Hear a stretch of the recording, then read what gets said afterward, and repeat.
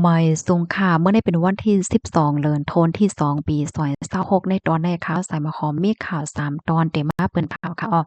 ตอนที่1ค่ะศึกไทยเหยียบหญ้าหมากตั้งบ่ตอนแดนลินแทงยาวข่าวเที่ยงตอนหนึ่งค่ะแคมโบเดียเปิ้นภาวะไหลลวงปืนตีกดทัดกวัดล่างจุ่มจ้าเพี้ยนเหี่ยวก็ยึดไหลตีไหลตั้งนำข่าวเที่ยงตอนหนึ่งค่ะอิงเนอตั้งปอตอนแลนลินไทยแคมโบเดียบ่หลีเมื่อกาก่อนป่นมามีลองปึดตึกกันเหี่ยวก็เฮ็ดให้คนวันคนเมืองในถูกหญ้ายึดโลดกากว่าเป็นหลายลำอันที่ถูกหญ้ายึดก็มีเถียงย้อนก็เปิดว่าจังเหตุการณ์หาเงินส่งกาโลดกาเนี่ยค่ะออนดังเปิ้นได้เข้ามาถอมด้วยข่าวโหในออนดังค่ะเนาะเมื่อวันที่11เดือนธันวาคมที่2ปี2026ข้าวยามกลางค่ำ6โมงปลาย20นาทีนั่นรับศึกหมาย2เลยออกมาปืนเผาซับแรงแหน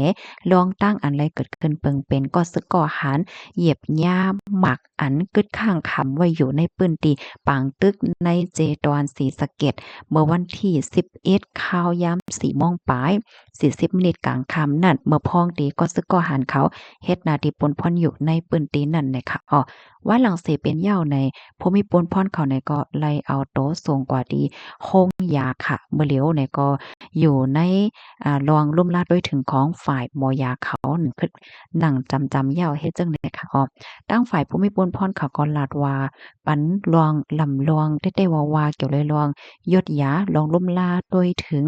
ลวงศูนย์และศูนย์เป็นของก็ซึกก็หารว่าสังวาเจิ้นในเนี่ยค่ะหรือเสนั่นก็ไม่อกไม่ใจจ้วมต่อก็ซึกก็หารอัญญาเพปอกกำไนจังไหนค่ะปยกและสังหายผู้มีผลพรฝ่ายเกี่ยวข้องในให้แข่งๆกดทัดในพื้นที่ค่ะดอกเปิดตาได้เฮ็ดกังดังเฮ็ดได้เป็นจังไหนเที่ยงเนี่ยค่ะข้อมูลตอนในค่ะเลยเบิ่งอิงเอามาที่ห้องการข่าวมติชนออกไว้เนี่ยค่ะลูกดีข่าวเงาโหนในเฮแลกำได้เข้ามาถ่อมด้วยข่าวเที่ยงโหนึงค่ะตั้งฝ่ายแคมโบเดียข่าวเปิ้นภาวะเลยลงปืนตีกวดทัดคงจะเพี้ยนในจำซองปากเดียวในเมื่อวันที่11เดือนธันวาคมที่2ปี2526ในค่ะ อยู่ดีโหนาฝ่ายสารคัดลวงเลียนกันนั้นก็ที่ข้องว่าจ้าเพี้ยนนะคะเนาะไล่ออกมาเปิ้นเผาลาดดีสึกข่าวร้อยเตือว่ามื้อเหลียวในแคมโบเดียค่ะไล่ปิกเป็ดคงจะเพี้ยนกว่าในหมวก1ปาก90เดียวก้นดีอันเกี่ยวข้องอันเป็นโหนาก้นใหญ่ก้นหลงในจุ่มหยอกแหลนจ้าเพี้ยนเขา1ปาก73ก็เนาะอันนี้ก็ญาติเงียบก้มโตปยกก้นเหตุการณ์เขาแทง10,000เหงก่อนะคะมาเจอก็ถูกส่งตัวปอกขึ้นวันเกิดเมืองนอนไผ่มันยาวในข้าวตั้งอำไลวงตีป่นมาเนี่ยค่ะก้นเหตุการณ์ยีเลียนค่ะเนาะก้นเหตุการณ์หยอกเลียนอันนั้นก็ก้นเหตุการณ์จ้าเพี้ยนเขานับอ่านโหยเหงก็มันไหนก็อ่อนกันปลายค่ะบางเจอเนี่ยก็ตกเป็นเหยื่อย่าเปิ้นเรียนเหี่ยวก็กว่าถึงไว้ดีนั้นค่ะเจอเขาเนี่ยก็อ่อนกันหาไล่ตั้งเสียวก็เงิงปลายห้างไผห้างมันหมานเจอก็เรียนปอขึ้นเมืองเจออันรอดก็รอดนั่นน่ะเจออันรอดเนี่ยก็ญาติย่างยอบไหว้จังไหนคะดีโฮงจ้าเพียนอันมีว่าอยู่ดีเว้งกำปอดนั่นนะผู้สื่อข่าวเขาแล้วก็ทักด้วยเนี่ยก็ไล่ครบทบหันของเหตุการณ์เขาค่ะจึงหนังอันเฮาหันตีในแคปหางได้ค่ะนะเดี๋ยวมีไว้คอมค่ะเนาะน้ำวันนำเป็นเตี้ยวเป็นเตี้ยวเป็นเตี้ยวลงไว้ซะบ่เต็มกว่าเสียงหมดค่ะปยก็มีป้าเพิ่นลิกเพิ่นลายอันเขาเตรียมไว้ขอแนะนำล็อกลายเหรียญเปิ้นได้เหรียญก้นเคินในว่าจังหือเหรียญก้นเคินในว่าจังหือปยก็มีป้าของสตูดิโออันมีไว้ปันเหมือนเจิ่งเฮ็ดอสังเป็นเจ้าหน้าที่สืบโฟนมาเฮ็ดได้ค่ะนะเ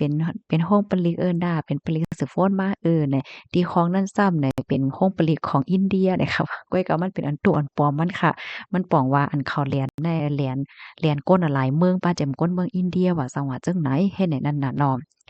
ตั้งฝ่ายผู้มีปูนพ่อนเขาในกอลาดว่า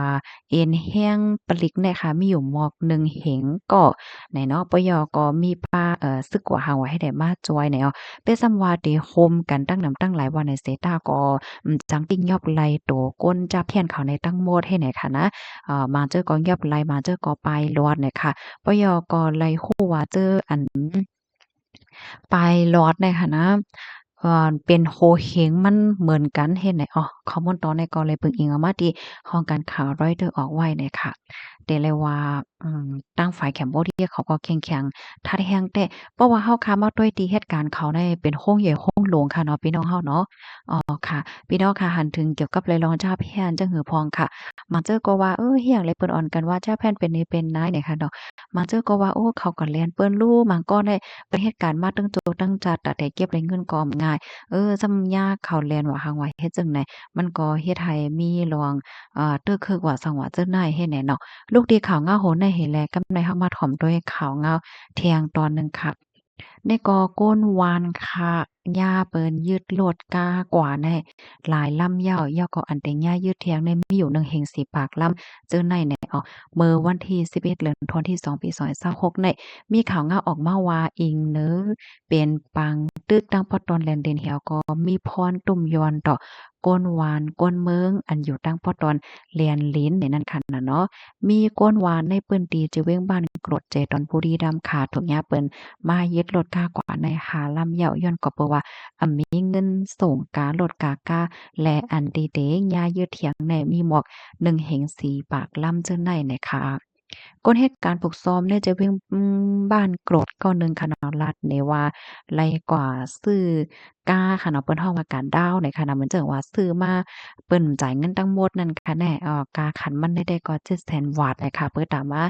ใจตื้อเหมือนจังหนังว่าต่อยังราปาว่ารับจ้างต่างโคกครองว่าซังว่าเฮ็ดจั่งเนี้ยค่ะเมื่อพ้องที่มีปังตึกแต่ก็เขาก็จ้างเฮ็ดการเฮ็ดงานอยู่เฮ็ดเนี่ยค่ะนะเหี่ยวก็กาเขาได้รายจ่ายปัน1เดือนไหลเกาเหง3ปากปลาย5วาทเฮ็ดจั่งแหน่ เมื่อก่อนก็จ่ายตั้งแต่มาอยู่ตาเสคณะจ่ายกู้เลินเฮ็ดไหนก้อยกาว่าเผื่อว่ามีปังตึกกันยาวปอกที่หนึ่งแต่ก็ยังคัดใจหาเงินเหี่ยวก็มาจ่ายปันกาผ่อนรถผ่อนก้าอะไรอยู่เผื่อว่าตึกกันเที่ยงปอกกำที่2มาทำเฮิงเฮ็ดจังได๋เฮแลมันมีหลายๆหน่อมจังเหตุการณ์จังกว่าโซนกว่าเฮ็ดจังได๋เสในก็อำจังเอาเงินติไหลมาจ่ายปันกาผ่อนรถผ่อนก้าครึ่ง3เลิน3กำยาวเฮ็ดจังได๋เฮแล ถึงดีย่าไฟแนนซ์กันนะก้นอันนี้เปิ้นเฮ็ดเกี่ยวกับให้ลองปันผ่อนรถผ่อนก้าเนี่ยค่ะมายึดเอาก้ากว่าจั่งใดแล้วก็มันมันก็อยากนั่นขนาดเนาะเพราะว่ามีรถมีก้าแล้วก็หัวแต่ต่างเอาหยังมาต่อต่างอย่างละบาวาสังวาตาหากินเล่งต้องแลจั่งใดค่ะแล้วก็ได้เลยว่าเป็นพรตุ่มยอนปางตึกนะคะมีวินเหลือเสก้นเหตุการณ์ผูกซ้อมก้อนได้เหยายังมีก้นเหตุการณ์เที่ยงต่างก็ต่างก้นค่ะเนาะก้นวานค่ะเนาะอันเป็นเหตุการณ์ผูกซ้อมมาอยู่ในพื้นที่ทางปอตอนแลนเลนเสโฮบทมญาติร้องของขามเปิ้นเปิ่นว่าปางตึกจังหาเงินส่งบันกาผ่อนรถผ่อนก้าแหวก็ได้ย้ายยึดเถียงได้มีอยู่หนึ่งเห็นสีปากล่ามเนี่ยค่ะกำนันแลเนี่ยก็ขย้อนตึกโซนถึงอันเป็นเจ้ารวดเจ้ากาภูมิพลพรเขาแน่แค้นต่อหันถึงกลางใจแหวก็ย่อนย่านปานอีกหนึ่งย่อนย่านปานก้นหวานอีกหนึ่งว่าให้ไหนเพราะว่ายึดรถกว่าเหย้าก็จังหือเอาว่าแค้นตกค่าอย่าเพิ่นกินใจเหย้าจังไหนค่ะข้อมูลตอนนี้ก็ค่ะเลยเปิงอิงเอามาที่ห้องการข่าว PPTV ออกไว้ในเพราะว่าเฮาค้ามาด้วยปางตึกเนี่ยค่ะเนาะเป็นติดแลเสียมว่ามันก็ตึกคึกก้นเมืองค่ะเนาะตอนหนังอันใดเป็นข้าวตั้งโฮเลินมันปุ้ยเนี่ยค่ะนะบางติบางตั้งอันใกล้ๆเป็นปางตึกอยู่ตาเสเนี่ยก็มันก็ยังแค้นตึกคึกลองอยู่ลองกินลองหากินเล่งต้องก้นเมืองเฮ็ดไหนค่ะเนาะพี่น้องค่ะหาบถอมยาวหันเทินจึงหือก็พันตะหันถึงมาเลยค่ะหมอยทรงค่ะ